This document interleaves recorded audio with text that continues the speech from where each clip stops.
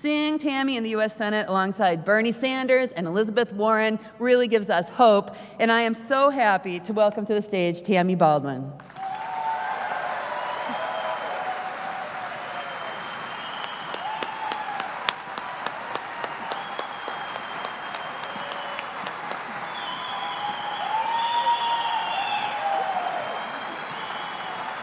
Oh, thank you. Thank you, Ruth. Thank you all. It is so great to join you here today. And I have been so proud to work alongside so many of you in this room throughout my time in public service. But I have to say that it is with heartfelt thanks that I join you here today as your United States Senator, representing the great state of Wisconsin. And first off, I'd like to ask everyone to join me in thanking Ed Garvey.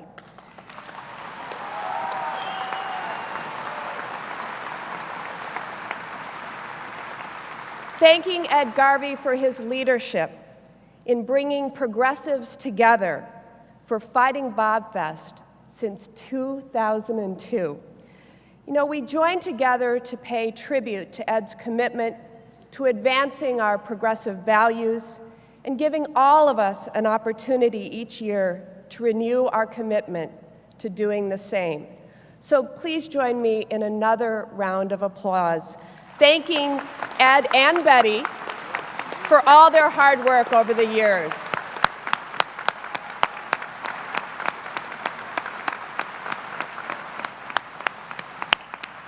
Now, I stand here today, first and foremost, to thank you all for your friendship, your engagement, and for your commitment to fight for the progressive values that we share and that have defined our state. I also come here today to address the struggles of the middle class and the growing divide between rich and poor. And I will do that. But before I do, I must acknowledge a matter that I know is on your minds, as well as the minds of all Wisconsinites, and that is Syria. In Syria, where a civil war rages on and where too many have lost their lives, including more than 1,400 in a chemical weapons attack just over 2 weeks ago.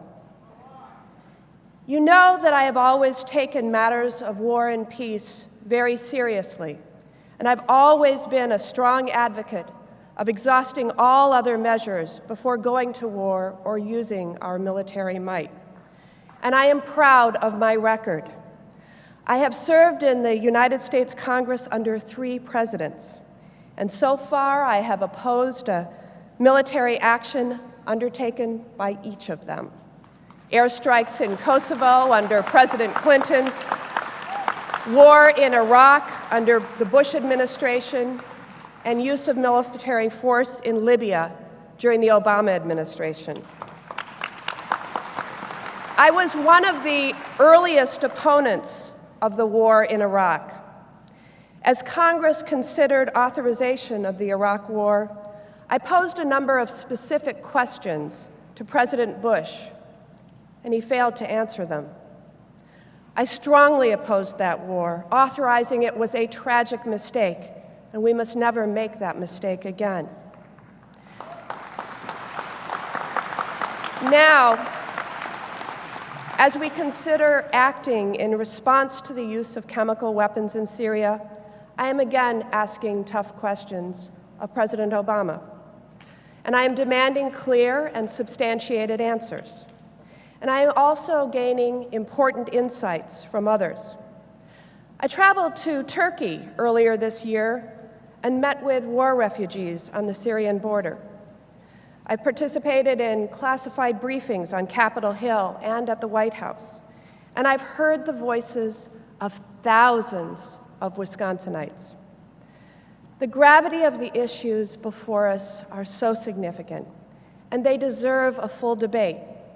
I support having that debate and I'll be an active participant in it. President Obama's decision to come to Congress on this issue was the right one. We must demand that of all presidents, not just our current president, to come to Congress to get approval before taking military action against another nation. There is reason why so many scholars and analysts have written that there are no good options in Syria. It's because there are no good options. The use of chemical weapons is a global atrocity and demands a global response. The various treaties and conventions addressing these issues have been ratified by most of the world's nations, and therefore, devising what will be a precedent-setting response to their violation demands that the world's nations engage in this discussion.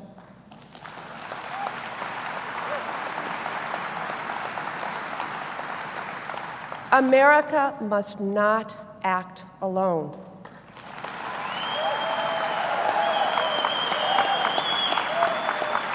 We must engage a larger, broader international community on this, and thus far, I do not believe that that has happened.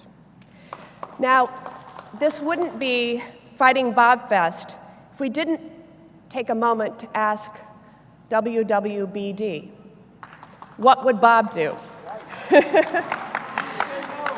So let me read a brief excerpt from Fighting Bob's floor speech on the eve of his vote on our entry into World War I nearly a century ago. He starts with Mr. President, but he's addressing the President of the Senate, not the President of the United States. And he says, "I had supposed until recently that it was the duty of senators and representatives in Congress to vote and act according to their convictions on all public matters that came before them for consideration and decision. Quite another doctrine has recently been pronounced by certain newspapers, which unfortunately seems to have the profound, considerable support elsewhere. And that is the doctrine of, quote, standing back of the president, without inquiring the president whether the president is right or wrong. For myself, I have never subscribed to that doctrine and never shall. I shall support the president in measures he proposes when I believe them to be right. And I shall oppose measures proposed by the president when I believe them to be wrong. The fact of the matter which the president submits for consideration is of the greatest importance is only additional reason why we should be sure we are right and not be swerved from that conviction or intimidating in its expression in any influence of its power whatsoever." He goes on to say, "It is important for us to speak and vote our convictions in matters of internal policy, though we may unfortunately be in disagreement with this president. It is infinitely more important for us to speak and vote our convictions when the question is one of war and peace, certain to involve the lives and fortunes of many of our people, and it may be the destiny of all of them and of the civilized world as well. If, unhappily, on such momentous questions, the most patient research and conscientious consideration we could give them leave us in disagreement with the president, I know of no course to take except to oppose, regretfully, but not less firmly, the demands of the executive." Albeit a century ago, Bob always has some good counsel. Now, I want you to know that I have heard your voices. I share your concerns. And this is an issue that deserves deep, deep consideration and thorough review. And I will continue to ask those tough questions. I will continue to press for answers. And I will continue to listen and to represent our shared values in Washington. And we have many shared progressive values. Earlier this summer, we celebrated Wisconsin's 165th birthday. And throughout our history, progressives have fought for the same values that bring us together this weekend. Values defined by an understanding that the people of Wisconsin take pride in hard work and believe that Thank you. Do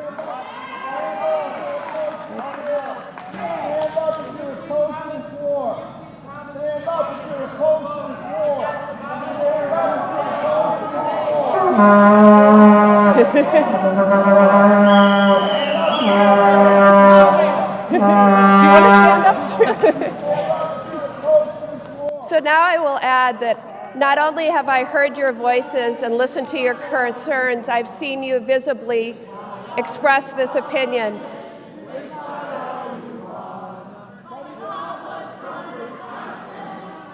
In three-part harmony.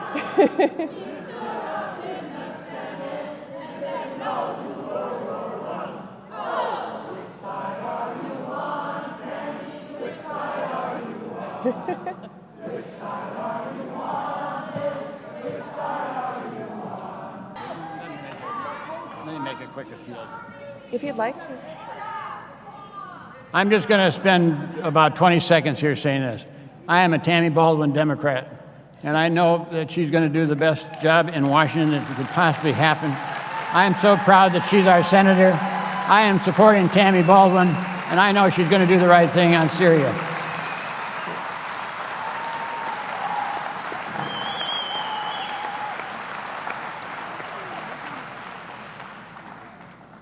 We understand that the people of Wisconsin hold a deep commitment to community, neighbor helping neighbor.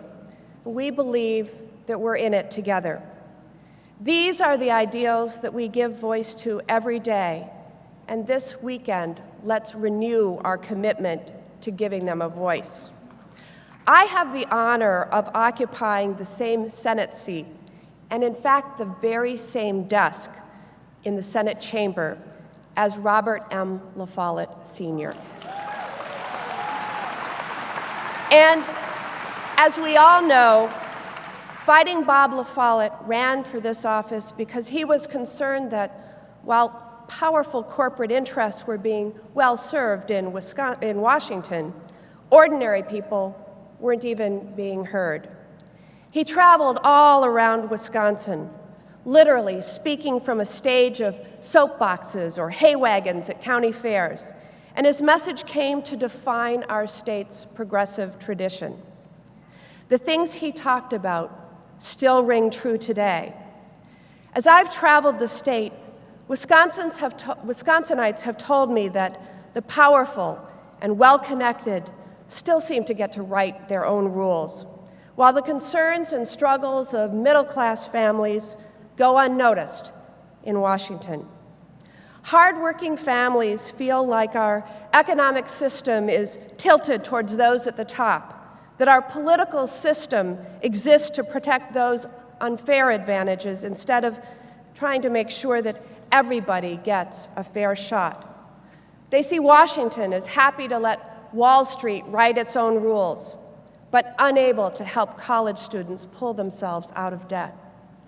They see Washington working to protect big tax breaks for powerful corporations, but unwilling to invest in building the middle class from the bottom up and from the middle out.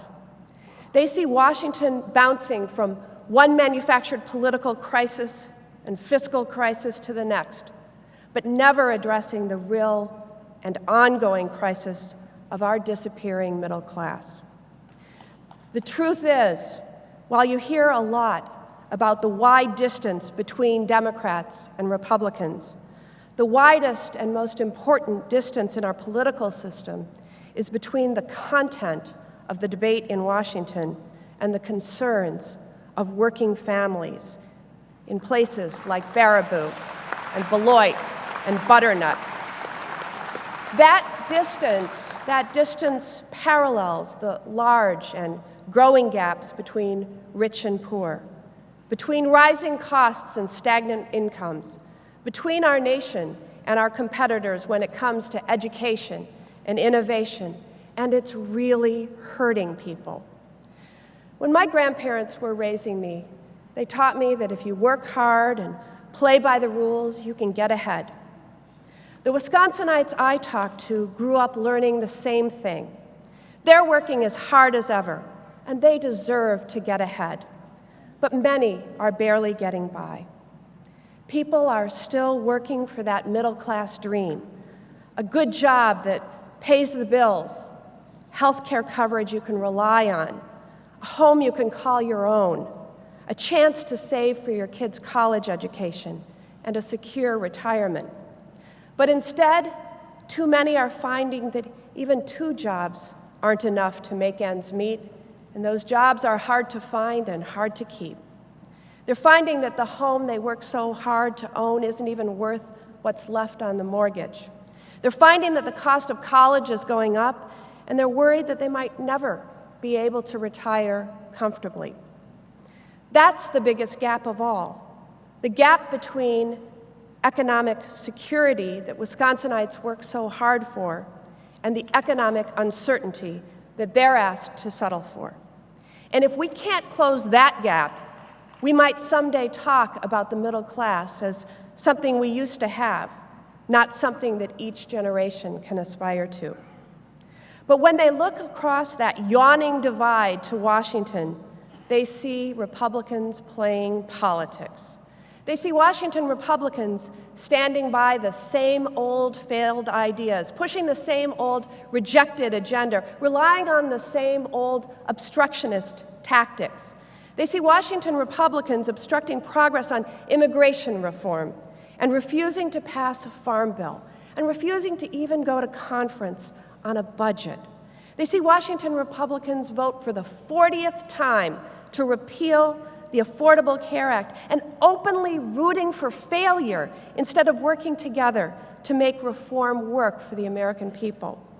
They see Washington Republicans threatening to shut down the government unless we strip health care coverage away from millions of Americans who need it. They see Washington Republicans insisting on a Paul Ryan budget that refuses to ask millionaires to do their fair share and ends the guarantee of Medicare as we know it, and that locks in sequestration and makes devastating cuts that will gut investments in economic development, innovation, and education. Now, if this agenda sounds familiar to you, you're not crazy. We did, in fact, just have a whole election about these issues, an election that was supposed to be the definitive referendum to decide our path forward. So we laid out our plans, and they laid out their plans, and then Americans voted. And as you'll recall, the people of Wisconsin rejected Mitt Romney and Paul Ryan and Tommy Thompson. But apparently, those Washington Republicans just don't get it. Now, in the wake of their loss last November, Reince Priebus, the RNC chair, decided to conduct an autopsy, an analysis of why they lost the presidency and lost seats in the House and Senate. But even after Reince shared the results of the autopsy with his party faithful, they still don't get it. So here's my analysis. We won. Get over it, and get to work with us to strengthen and grow our middle class. We won because we value fairness. We won because we value hard work and respect labor. We won because we value the promises we make to veterans, to seniors, and to teachers, schools, and students working to build a better future for our state. We won because we advanced the same Wisconsin values that have defined our progressive tradition in this state for well over a century. So it's no wonder they lost the last election. And now, here in Wisconsin, we have a governor more interested in putting his own politics ahead of progress for our great state. A governor who cares more about embracing the Tea Party caucus in Iowa than he does moving our economy forward for the hardworking families of our state.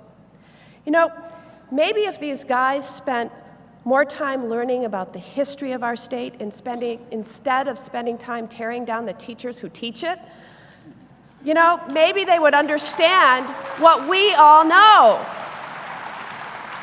Wisconsin is the place where generations of people have worked hard to get ahead.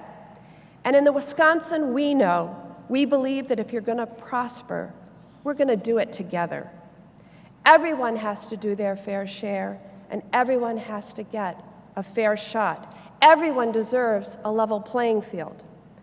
Those are the values that I learned growing up in Wisconsin. They're probably no different from the values that you learned growing up here too. Now, earlier I mentioned that I have the honor of sitting in the very desk that Fighting Bob LaFollette once sat in a century ago. I didn't even know you could ask for a specific desk, but you know, senators, kind of like school children, they sign their desks or whittle their name into their desk, and so there's a long history of who's occupied each desk. And I was so pleased to get his desk so that I could be inspired every time I sat on the floor and worked. I opened that desk and saw some of the other people who had once sat in the desk. And guess what? Gaylord Nelson also sat in that desk. Now, I mention that because despite the fact that a half century separated their service, there are common themes that guided how they worked, and that is being guided by the voice of the people. I already talked about Fighting Bob LaFollette, fighting the monopolies of his time to give people of this state a true voice. Gaylord Nelson wanted to see our landscape and our waters and our soils and our air protected. And he talked to his fellow senators and could hardly get them to notice. And then with others, he conceived of the idea of Earth Day, a global teach-in and opportunity to take direct action to improve the environment. And in that first Earth Day, those many years ago, millions of Americans and millions around the globe, in fact, participated and did things in their communities to protect our environment. And when Gaylord Nelson returned to the Senate after that first Earth Day, he kind of got the attention of his fellow senators in a way that he hadn't before. And in fairly short order, important protections began to pass for our environment. The power of engaging the people is something that Bob LaFollette and Gaylord Nelson knew well. You are here today, and you do the work you do because you want to build a stronger future for yourselves, your families, your communities, this country, and our globe. And now is our chance to do just that. Now you get to decide if the next generation grows up in a Wisconsin that moves these progressive values forward. Now you get to decide whether we live in a state that lives up to our motto, forward. You get to decide whether 2014 will be like 2010, another midterm election where people stay home and progressives don't show up, or whether we'll prove that we are still willing to fight for our values. And you get to decide, yes, you get to decide whether we protect the gains we have made in passing health care reform or whether special interests repeal it. And you get to decide whether women have the freedom to make their own health care decisions or whether politicians are able to put themselves between women and their doctors. Your engagement means that you get to decide what our future looks like and whether it is defined by progress or not. And in the end, you get to decide whether America and Wisconsin will be governed by corporate special interests that already have too much power in Washington and Madison, or whether we build our future on the values of our middle class, hard work, fair play, caring for our neighbors, and investing in our communities. It's a big job. It's a big job. But I've seen how you've fought for me, and I've seen how powerful we can be together. Together we write that next chapter of Wisconsin's proud and progressive tradition. I thank you for your everlasting involvement and energy and encouragement. Forward. All right.